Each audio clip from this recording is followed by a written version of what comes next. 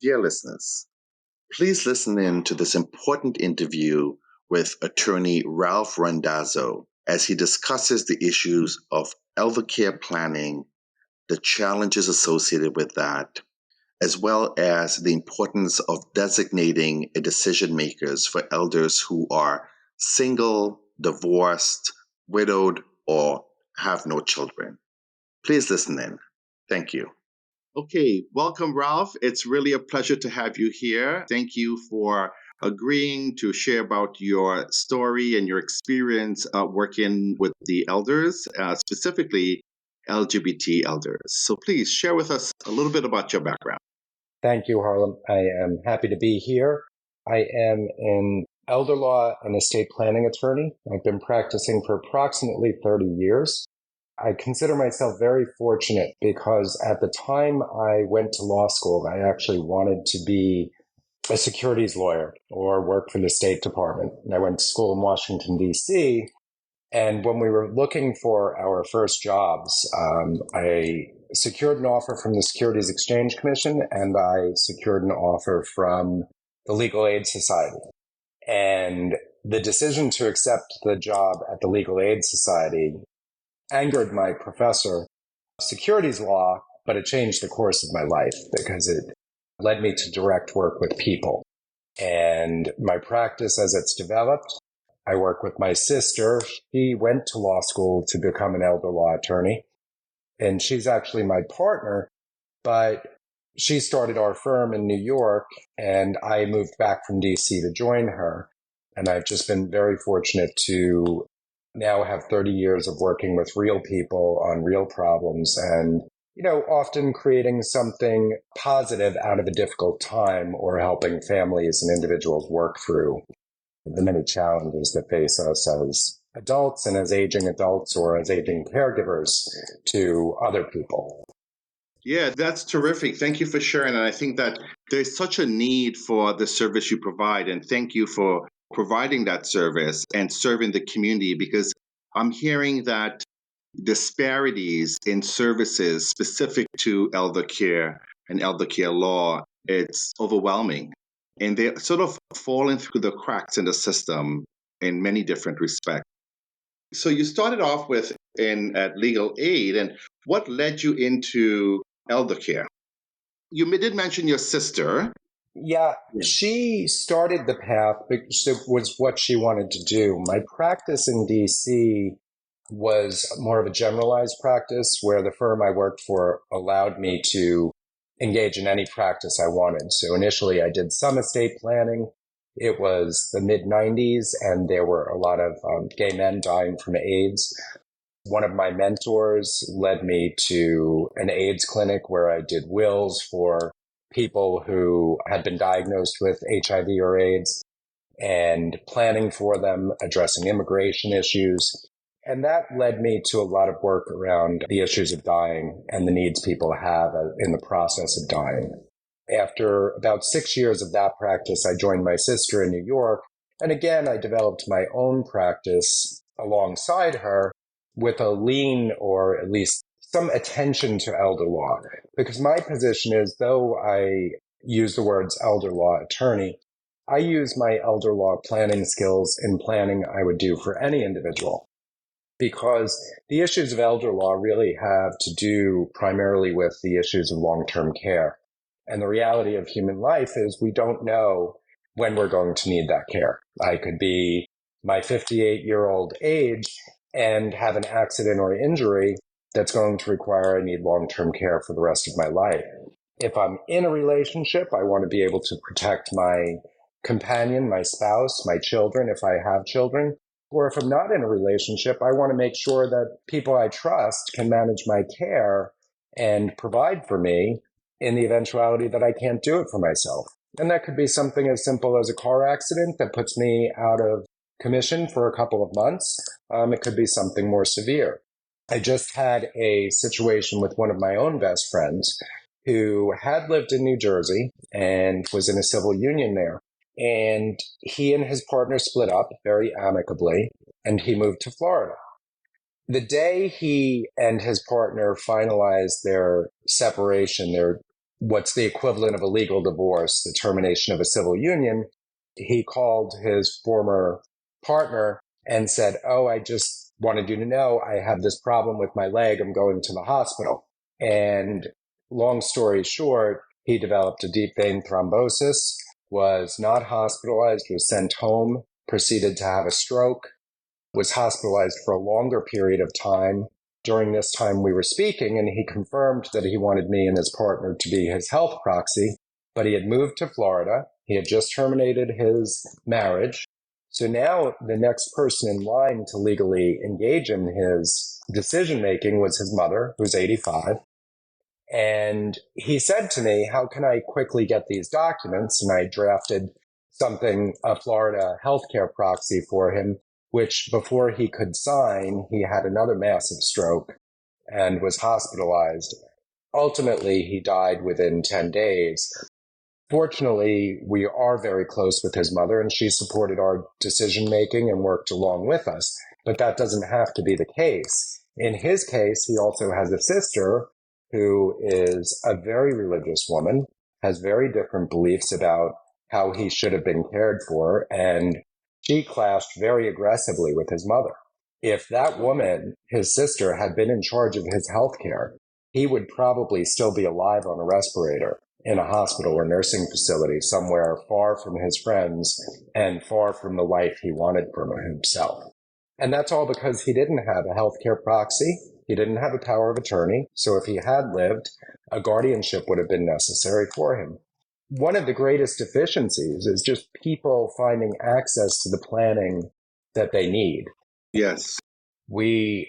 It's always interesting. I believe my process for estate planning is fairly straightforward, direct, and clear. For some people, they say that, and for some people, they find it very overwhelming. And some of the things that can be overwhelming to people can be collecting information to share with me, which I ask for because the better I know you and your circumstances, the more I know about how you've set up your finances and whether you have beneficiaries on items or whether you don't. The more I know about your family relationships and the people who are close to you, the better I can guide you in putting together some planning documents that effectively follow your wishes and instructions. I have many clients who state to me that if they become ill, they want all of their resources used for their care. And that is not necessarily the presumption of other people. For example, if children are involved, or even if nieces and nephews or siblings are involved, they're often concerned with the opposite, frankly. They're concerned with the inheritance. And is there a way we can save this money for my inheritance? And sometimes that's very practical planning and appropriate for spouses, for minor children. It's very appropriate to engage in long-term care planning through the Medicaid program. That's reasonable under the law. It's acceptable. However, for certain individuals, that planning will lead to care that is not equivalent to what you can get when you obtain private care. So it's very important for me that a client come to me and we discuss all of the issues around their family, their finances, and their personal wishes. Is it important to them to leave as much money to their beneficiaries as possible, or is it important to them to have the best quality of care for the rest of their life should they need that care? And we will put all of that into some basic documents. Yeah. A few things I want to sort of touch on that you mentioned. I think that it's really salient to reiterate. And I think one of it is, as you mentioned, that elder care and elder care planning or estate planning, we shouldn't wait until we're old or we're at the end of stage of life or some health condition that's threatening our future. It's something that we should all be thinking about. I really like that you mentioned that. It's something that, because you never know what can happen, right? So if we have the ability for us to do that now, and that's where I'm going with these interviews, where I'm learning that this is not something that happens, again, when we're 65 or when we're retired. This is something that we need to sort of start thinking about, start working on for ourselves as well as for our aging parents or loved ones. And then the other thing you mentioned was the issue around Oh, actually, not that you mentioned, but as you were talking and you're asking to sort of get to your quest is to really understand the client for who they are and what they bring and what they present, right? And I want to find out what has been sort of in public health, we talk about health literacy being a big issue, right? What's your experience around literacy around elder care law and legal issues? Because when we had to take care of my grandmother, she did not understand. We went to three attorneys, and no one could really simplify and explain this to her in a manner that she would understand, that where it was respect her wishes and her desires as a 94-year-old. Yes.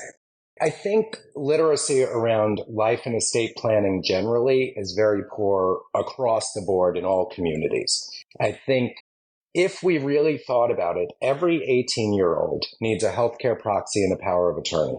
Those are the documents that give someone you choose the ability to make your healthcare decisions consistent with your known wishes and the ability to manage your finances, again, consistent with the authority you give them.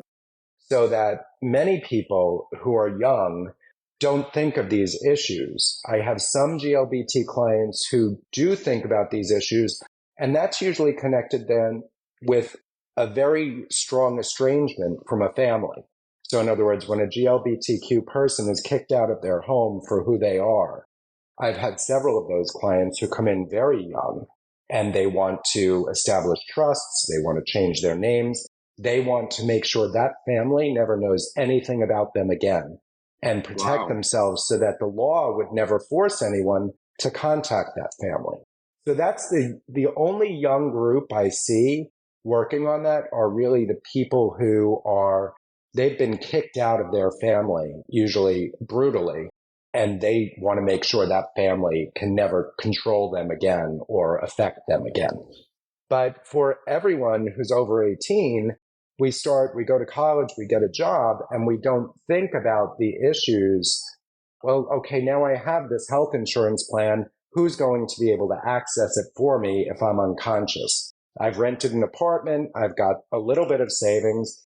What happens if I'm a biker in New York and I'm hit by a car and I'm in the hospital or I have a brain injury? How is that taken care of? And the short answer is that it's taken care of through a guardianship proceeding, which is a very expensive court proceeding. It's unpleasant. No one wants to go through it. Really? But that's the only option for someone who doesn't have a healthcare proxy and power of attorney. Wow. You'll note that I didn't mention wills because New York law and every state does have sort of what we call the will the state wrote for you. And that always provides a destination for your assets if you have family. Now, again, individuals in our community are often estranged from their families, or their families are not their primary people, the people they choose to leave their assets to. And that's when a will becomes important. But I always think that when a client calls me and says, I'm calling because I need a will, I say, okay, yes, you might want a will and we'll certainly prepare that for you. But what you need is a power of attorney and healthcare proxy because these assets you're planning to leave to people, they're for you first. And the only time in our life and opportunity to really engage in this planning around what would happen if I'm in an accident or I get a severe illness, the only time to really engage in that planning is when we engage with an estate planning attorney for preparation of our will. So often I have to educate clients about that process. It's not a complex process. It requires some thought and frankly, it requires some decent relationships for the individual. Yes, absolutely. So I want to get back to you on guardianship, but before we do that, so tell me your experience with sort of what makes or what separates LGBT or GLBT elder law from sort of the general elder law practice or experience for you. Yes, I think one of the big distinctions is that many GLBTQ people do not have the same natural caregivers as, for example, my parents did. My parents had 4 children. One of them moved away and wanted nothing to do with them. But the other three were all there when they became elderly or infirm. And we, as their children, shared the duty and the loving loyalty of providing for them. And they had engaged in estate planning, so they had powers of attorney and healthcare proxies. GLBTQ people don't necessarily have children. Some do, and more do, but it's not nearly as common in my community or the GLBTQ community as it is in my parents' generation and even the generations of my contemporaries who are not gay. So what we do is we develop our own chosen families often. And one of the main issues that I find is that when I do have clients come in, they're often, all of their contemporaries are the same age. Their friends are their same age. So that when we go to engage in planning for, let's say, a 70-year-old couple, or I have many individuals and couples who've come in, they came in when they were 40, they came in when they were 50, they came in when they were 60. As they get older, the people they've selected to make their healthcare decisions, to make their financial decisions, to be their executors, the people they rely on, number one, that changes over time, but very often they're all aging together, such that one individual I just became trustee to a couple of years ago when he developed dementia, his healthcare proxy was 93. Wow. He died when he was 91. The healthcare proxy and his husband are 93 and 90 respectively, and the 90-year-old has a dementia. So that these were extremely close friends, but they're the last of the crop. And in that generation, we certainly lost a lot of people to AIDS, and that generation is somewhat depleted. But I'm seeing the same thing in the lesbian community. These very close-knit groups of women who had partners who became spouses, now they are all in their later years. And if we don't have intergenerational relationships, I will have clients come to me and say, I don't have anyone. I once gave a lecture at the LGBT Center in New York City, and it was titled, Who Will Make My Decisions When I Am Not Able to? It was a simple title, I thought. And during the program, I spoke about creation of healthcare proxies and powers of attorney and wills and other documents that could support someone's decision-making and their wishes when necessary. And at the end of the program, a couple of people came up to me and they said, but you didn't tell us who. And they expected that I was going to say, oh, Sam Smith is here and he's going to take over your care if you haven't decided. The purpose of that was to tell people to proactively engage in that planning for themselves so that they could choose, so that they could designate. Now I am a single man. If I did not have a healthcare proxy in place, New York law would give that authority to my eldest sibling. And that is not necessarily, and it's actually not at all, the person I would want to make that healthcare decision making. Mm-hmm. New York and many states have a small amount of authority they give to the nearest living next of kin, to a domestic partner, to a spouse for healthcare decisions. As a general rule, there is no automatic access to finances of anyone else, including a spouse. So that if I was in an accident and didn't have a healthcare proxy and I was in a hospital, New York would authorize my eldest sibling to make medical decisions while I'm in that hospital. If I had a long-term injury and that person decided to take me home, that decision-making authority no longer exists for healthcare purposes. So at that point, a guardianship would be necessary for me or the person who is subject to it. It's interesting to me, I often have married clients who call me and say, well, I'm married. And I say, okay, but you need a power of attorney. And they're like, well, no, my spouse can do everything. And I say, your spouse can't touch your money. They can't withdraw from your IRA, even if it's for you. They need legal authority to do that. People are initially a little shocked, but I often joke that imagine what the world would look like if spouses had unlimited access to each other's finances. It just makes a different situation, but that's not the law. We have no access to anyone else's finances unless they have given it to us either through the financial institution or through a durable power of attorney. Wow. Wow. This is fascinating. So walk me through guardianship. Guardianship varies by state. New York has a guardianship statute for an adult that is called Article 81. And Article 81 uses a functional test of incapacity. So historically, there were determinations of incompetence, and that was a medical determination that physicians engaged in to say someone was incompetent. And what that law did was it took away all of someone's rights. So if I was deemed to be incompetent and you were appointed my guardian, you had absolute authority over everything in my life. New York came along with Article 81, which was a step in, it was progressive. It's a much better law than the old law. And what Article 81 requires is that we prove functional limitations that deprive a person to provide for their personal needs or property management. So an example would be is if I have a memory impairment, dementia, Alzheimer's disease, initially I can still manage my finances and I write my checks and I know what I'm doing. At a certain point, I forget that I'm supposed to write checks. I forget that I'm supposed to pay bills. And that is a functional limitation because I've forgotten this essential element of how to maintain my own needs, my financial needs, to keep my home, to keep my health care. If I do not have a power of attorney in place, the court can find that functional limitation deprives me of the ability to pay my bills, and thus I need a guardianship because I've no other alternative to guardianship. No one can access my checking account or make a claim on my disability insurance. Mm-hmm. Guardianship as a process is cumbersome and frankly unpleasant.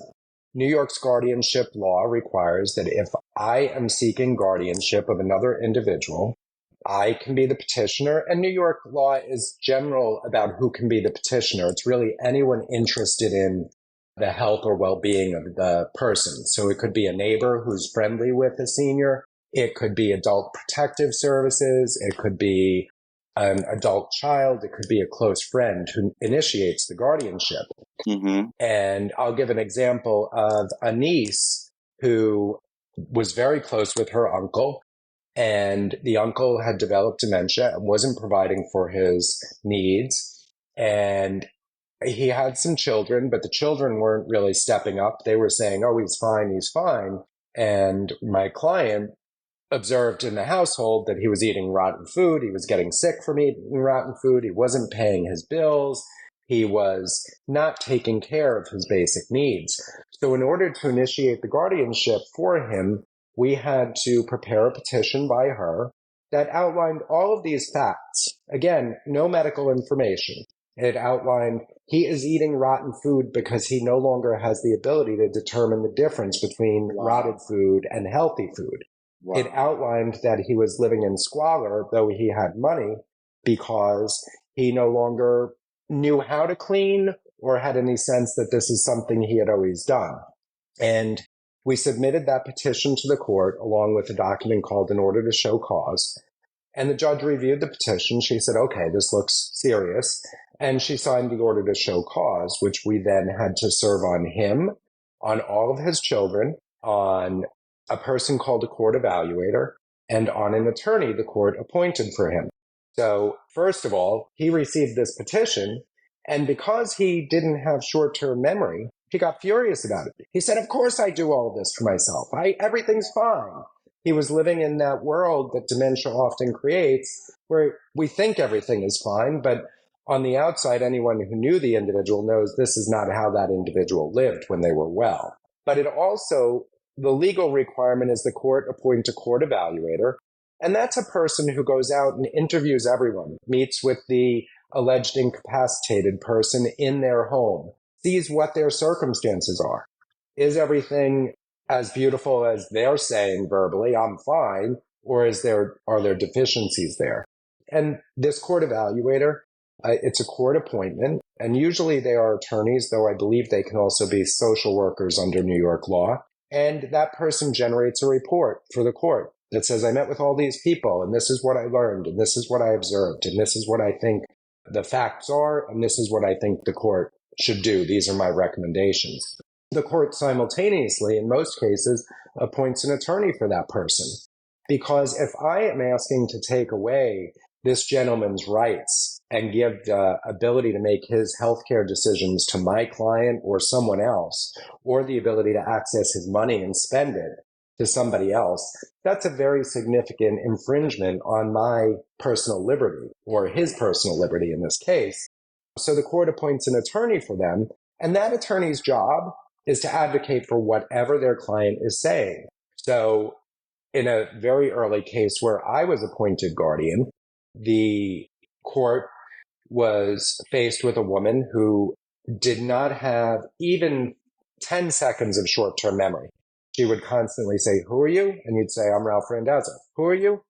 "I'm Ralph Randazzo." There was not that much, but she was still a feisty, single, never married senior who could say, "I don't want anyone controlling me. I don't want anyone controlling my money." And she did this in outbursts in the court. I didn't observe those. I read the transcripts because I was appointed as her guardian with very explicit authority that I was to keep her in her home for the rest of her life. She had lots of money, and so there were resources to pay for that care. But when I went to meet with her and I said, "Hi, I'm Ralph Randazzo. I was appointed as your guardian," she said, "Who the hell are you?" And she threw things at me.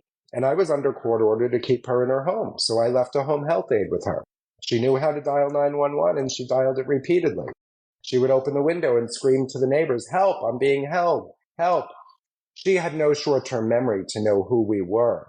And it was, as it often is, a very challenging case to find the right caregivers and the right people to be with her. And over time, she did adapt. And we had to go back to court and get orders so that she could receive medication to help with her aggression, her agitation. And long story short, after about a year, she was very happy. She had one particular caregiver who, this woman, Colleen, was like an angel sent from heaven. She cared for Phyllis in such a gentle way. And she said she saw Phyllis very much like one of her grandbabies. And they started taking her home for holidays. And it was just a very kind and loving relationship that was very challenging to establish. But as I was saying, when we are going to take away someone's rights or tell someone, especially someone without short-term memory, that we are taking control of their lives as they would see it, that's a very primal response that it generates. You don't have authority over me. Just think of a 2-year-old who's being told what to do. There are some equivalents there because the 2-year-old doesn't know the consequence of putting their hand in the boiling water. Much like a person with very advanced memory impairment, they don't know the consequence of leaving the burner on or any of the many things that could lead to severe physical harm. So guardianship leads to a hearing where that attorney who's representing the alleged incapacitated person has to advocate for whatever they want. My client does not want a guardian. She is fine. Even though outsiders looking in would say that's not fine. So there'll be an adversarial hearing where the court and everyone is present. The hearing can be in someone's home. It is frequently at the courthouse, but the court will hear testimony from the court evaluator, from any witnesses the petitioner puts on. And at the end of that hearing, the court will issue a ruling. And if the court approves the guardianship, the court will give the guardian very specific authority. I authorize you to collect Social Security benefits. I authorize you to pay bills. I authorize you to make healthcare decisions. What is reserved to the client, the person who's incapacitated, is all of those powers that the court doesn't give away. So, for example, a power that the court doesn't often give away is to decide who the social contacts are. An individual, whoever their friends are, I as guardian wouldn't be able to say, you can't have that friend anymore. That is something that is retained by that person, as it often should be. Right. So the guardianship takes, usually under the statute, it's supposed to take 30 days. Realistically, it takes a couple of months, and it easily costs $10,000 to $20,000. And then the guardian who's appointed has to report to the court every year on everything they're doing. And that's complex, especially if someone has resources. So it is an ongoing and very intrusive process that could be replaced in 99% of cases if the person has an up-to-date power of attorney and healthcare proxy. Yeah, and another thing too that you pointed out earlier in our discussion was, I guess, having a sort of a social group or a close-knit group of different ages that are younger, that are not always the same age or older. I think it's important to also know who you had or have as your power of attorney, and then sort of appoint someone. I think they say the same thing with financial advisors, right? Have a younger financial advisor as you get older, right? It is It is true, though many people, they will have their financial advisor for their entire life. That too is a very intimate relationship. The woman I just mentioned who I became guardian to and had to keep in her home, it was actually her financial advisor who was a similar age who initiated the guardianship. Oh, wow. He didn't actually initiate it, but he made reports to Adult Protective Services who did, because he observed that his client, who had saved a lot of money, rarely spent a lot of money, she had hired a handyman and he did some repair. He was a neighborhood gentleman. He did some repair for her and he charged her $600 and that was fine. But then the financial advisor saw that there was a $3,000 check to this man and then a $6,000 check to this man. Oh, wow. And when the financial advisor called his client, initially she sounded fine. She said, "Oh, yeah, it's me. I want to do that." But when he started to say, "What's it for? This is a lot of money for you to be spending." And she couldn't answer the question. She got very aggressive with him and said, "It's my money. Don't you dare tell me what to do." After a couple of those conversations, he realized she had no recollection of the prior conversation she had with him. And he realized that she was really very vulnerable and at risk here.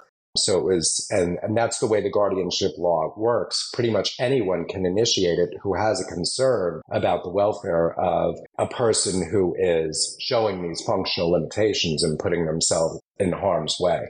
Yeah. So the initiation is really reporting it to the elder Adult Protective Services. It could be, but Adult Protective Services realistically will only take the most egregious cases. They are a very overburdened branch of local governments, and they will sometimes, that case I mentioned was very egregious and obvious, but there's some cases where they instead speak to friends or family and suggest that they initiate the guardianship, and then that family person or friend would be the petitioner in the guardianship. Sometimes hospitals initiate guardianships. When a person, I had a couple I became guardian to years ago who was a husband and wife who had never had children. They both had very advanced dementia, but they were holding it together between them. And then something happened where the wife fell in the house. The husband couldn't get her up, and he went to a neighbor and said, "Help, help." And they came into the home and they were shocked. They were both hospitalized, and the hospital initiated a guardianship for them. Okay, great. That's fantastic. Yeah, I think it's the first time I'm hearing of the term was a prior interview I did. And it's sort of, thank you for sort of bringing such clarity to it and explaining the process, where hoping that our listeners can really get a grasp of it and can use that to their advantage as well. I want to just say that knowing that process alone and how expensive, invasive, how often a stranger is appointed as the guardian, that should be the catalyst for everyone to get out there and do a power of attorney and do a healthcare proxy. Choose your own people. Even if the only people you have are similar age to yourself, you want to make sure that you're making those choices. Those couple of documents are not that expensive to prepare, and they will eliminate the need for that guardianship if they're in place. Yes, thank you. Thank you for mentioning that. I think that that's really paramount to the process. So one other question I had. So clearly, as you're describing this, we're seeing that legal eldercare law is fundamental, and it really affects your finances, your health, some healthcare decisions, or a lot of healthcare decisions. if you're not proactive. So I guess I ask this question a lot. Why is it? What is it? Why? Why do we wait this long? Why do we take forever? Why do we wait until a fall or a medical issue or a stroke? Or why does this happen, you think? Well, a trip to Tahiti is much more appealing than meeting with an attorney and paying him or her to create an estate That plan. is true. That is very true. Buying our first home is a challenge. Getting the new car or paying for the health insurance co-payments that the insurance company or your employer requires, that's all challenging. It's, money is, I don't think money is the main reason, but I think there are so many things pulling at our money, which we can't deny. We have to pay rent. We have to pay the mortgage. We have to pay the car payment, the health insurance, food. All of these things are so essential that when we start thinking of where are we going to spend our extra resources, our extra finances, we think about vacation. We think about the nicer home. We think about the, new bedding, or we shop. People don't think about it. It's not like someone is reaching in, or there's the estate planning superstore where you walk in and they've got glossy advertisements. Says, come on in, we're going to give you a nice healthcare proxy and power of attorney. Are you there? It's just not an exciting thing to do. It's one of those very adult things to do. Yeah. So I think there is estate planning and life planning. And life planning is what I call the planning for illness, injury, temporary or long term. It's just not an exciting thing to think about. It's a very adult thing to think about. It was interesting when same-sex marriage was becoming more available. I had a lot of clients and I lectured a lot on the benefits and burdens of marriage, how to do it, where to do it. And so many couples came to me and they said, we're going to get married, so now we need the power of attorney and the healthcare proxy. And I said, yes, you need it, but you needed it more before. At least marriage creates a legal relationship between you and a companion. When you're just domestic partners, you have no legal rights or very, very few legal rights. And even in a guardianship situation, if domestic partner, even a domestic partner of many years, needs to go to the court and say, Your Honor, I want the authority to control this person's finances and to manage their health care, the family will be involved. The biological family will be on notice of that. And they can come in and say, and I have had them say, things along the lines of, well, my brother didn't appoint him as his healthcare proxy. There's a reason for that. My brother didn't make him the agent on the power of attorney. I think my brother didn't want to appoint that man as the person who would manage his finances. And as much as we see great strides in acceptance of GLBT people, it is not at all uncommon when a member of a relationship gets sick. If there is not a legal relationship like marriage, we will often see the family come in and say, there's a reason there's no legal marriage. You have no rights. We are the legal family, and we will do what we want, as opposed to what, this long-term relationship may have suggested was appropriate. Wow. So, and, as with all facts, we never know that circumstances. I certainly have single members of relationships come to see me alone and say, no, my partner isn't the person I want to make these decisions. Yes, we've been together for 20 years, but there's reasons he or she isn't the appropriate person. So that does exist. It's more rare than the family conflicts or family suggestions would suggest that people don't want those long-term people in their lives to be their decision makers. Yes. So can you share with us some of sort of a role models that you have experienced or models of caregiving, elder care, caregiving for elders or LGBT elders from your experience that you really thought that this was really brilliant and maybe a suggestion for future models? Well, there's a number of different, what I would say happens most commonly with LGBT people is that they have a friend group who come in and step up when there are care needs.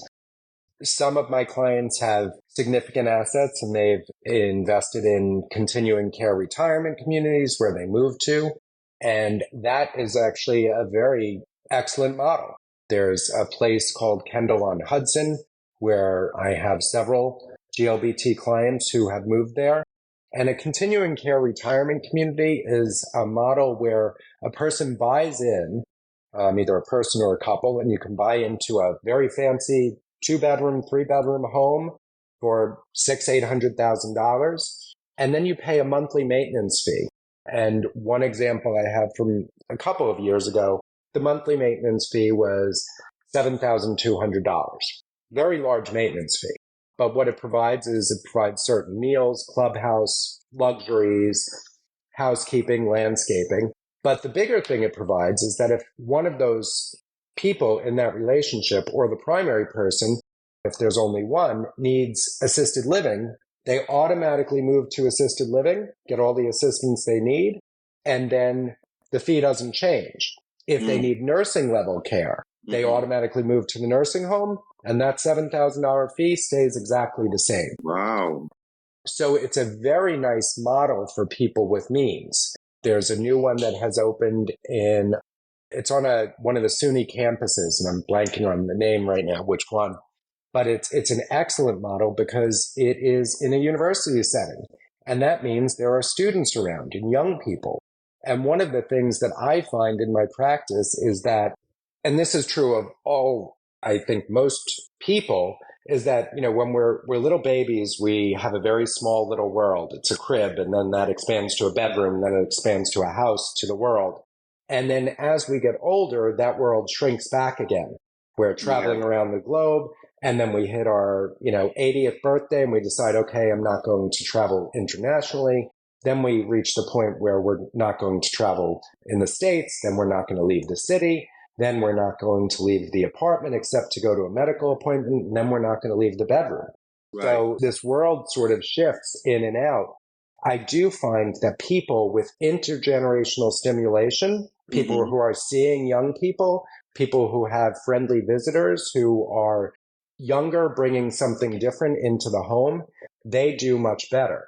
Really? So that there's more stimulation. There's more things to talk about than think about friend groups as they age. They get together for dinner once a month and they're going around the table. Oh, I just had a stent put in.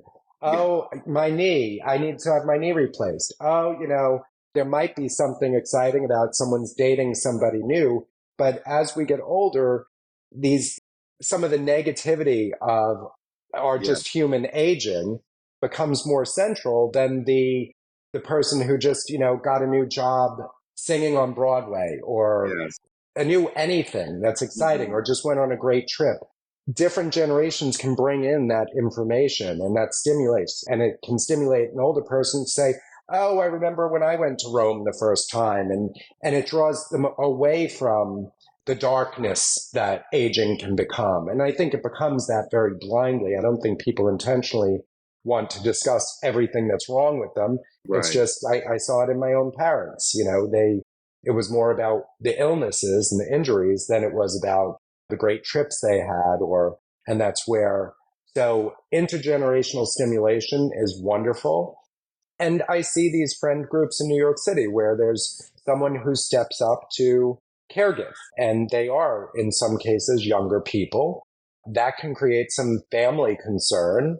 Often it's nieces and nephews who expect to inherit all of the senior's assets because that senior didn't have children, and the nieces and nephews are often, at least they presume, they're going to be the beneficiaries. Now they see this younger stranger in the house, and there can be abusive relationships that develop like that, but that's rarer than we think.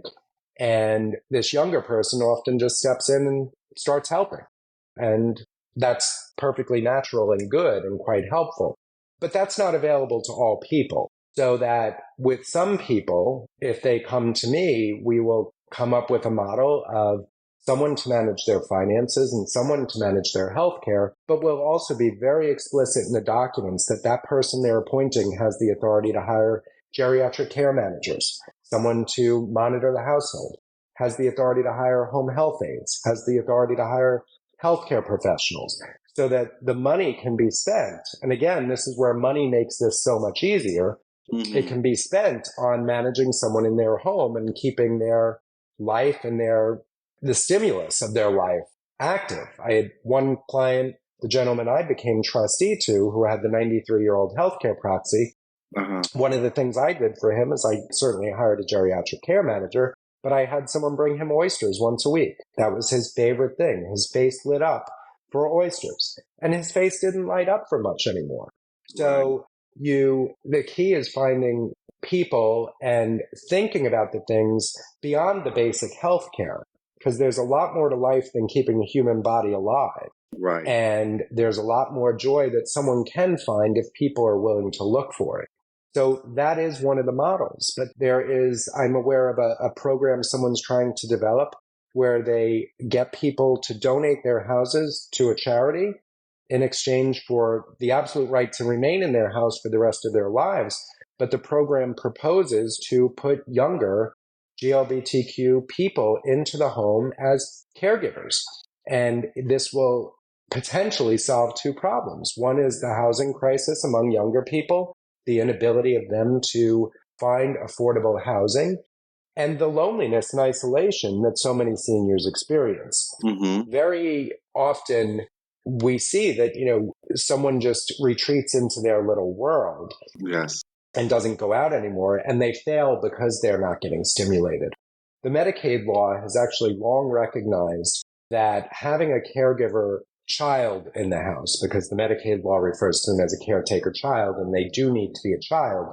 But New York Medicaid law allows us to transfer the home to a person called a caretaker child who lived with the individual for 2 years immediately before they need to go to a nursing home.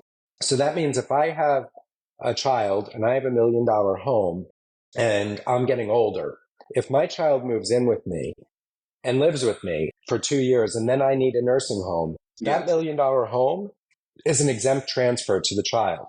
Wow. And the law recognizes that, in my opinion, because having that child in the home just gives enough oversight, stimulation, and interaction that often that senior may never need to go to a nursing home, but certainly they're usually staying there far longer than 2 years. And it's just a recognition that this younger stimulus is positive. And it doesn't mean that child is a caregiver. It doesn't mean they're bathing their parent. It doesn't mean anything like that. But that's usually evolutionary. So this model that I am aware of that's trying to be developed is very promising in the idea that we're going to get younger caregivers who need and benefit from housing. They will be employed on a certain level. They will receive housing, and they're going to oversee the needs of this individual they're living with and maybe be able to provide caregiving to other people in the community. It's a promising idea to address a very significant deficiency in the world. Because again, as I said, unless we have the resources to pay for ongoing care and oversight, I might own my home, might be my biggest asset, other than getting a reverse mortgage, which can be a good tool, a tool that doesn't often work in New York City, where most apartments are co-ops, right? But a tool that does work in other areas that have a lot of LGBTQ people. We get that reverse mortgage and we use that to pay for our health care. And that is conceptually a good idea, but that money runs out. And then what do we do? There is a Medicaid program for community-based care. It can provide care. Does it provide enough? Often no. So when the resources run out, often people are forced into a nursing home. The other thing we face is that the clients who do need the care, they're reluctant to spend the money because they're concerned that the money won't last long enough. So I remember years ago, I had a straight couple who came to me. They owned a beautiful house on the water in their town, and it was quite valuable. And they had about $500,000 in the bank, and they were both mid to late 80s. And I remember them saying to me that they were almost saying they were hungry because they were living on their Social Security. And by the time they paid the taxes on the house, their health insurance premiums, they had very little to eat. Mm-hmm. And I said, okay, well, you're 85 now. You have $500,000. If you took $25,000 of that money per year, it would last you 20 years. Right. And you would have a quality of life. But they were so afraid to spend the money, even on their own food. Wow. That's some of that comes from the psychology of saving. But it's also, these people were depriving themselves of good nutrition and a quality of life because they were afraid to touch their nest egg. And yet it was exactly at the time where they needed to touch their nest egg. Yes. Yeah. Well, thank you very much, Ralph. This has been such a wonderful interview. I've learned a lot through our discussion. And any last minute things you'd like to say, or? I think just that we have a choice to make our own decisions. If we don't make them, other people will make them for us, and we may or may not like those decisions. More often than not, if we're reluctant to make the decision, we really don't want other people to make those decisions for us. So that's my last thought today. All right. Thank you for having me. Yeah, thank you very much.